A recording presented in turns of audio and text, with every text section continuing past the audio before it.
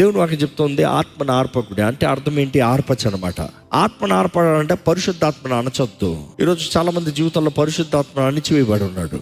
ఒకప్పుడు you had revival, once upon a time you had fire burning. ఈ రోజు లేదు. కారణం ఏంటి? బలిపీఠం లేదు. దేవుని వాక్యం తెలియజేస్తుంది మనం సజీవ యాగంగా మనల్ని మనం సమర్పించుకోవాలంట.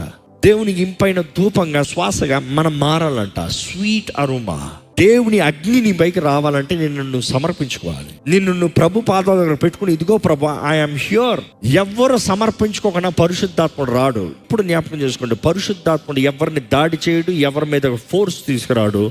He would only come when you surrender. సమర్పించుకుంటే మాత్రమే పరిశుద్ధాత్ముడు నీ మీదకి వస్తాడు. కట్టెలు ఉన్నంత వరకు నిప్పు ఉంటుంది, అవునా కాదా?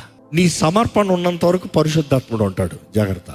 నీ సమర్పణ లేకపోతే నీ స్వార్థము, నేను నా అని వచ్చిన రోజున పరిశుద్ధాత్ముడు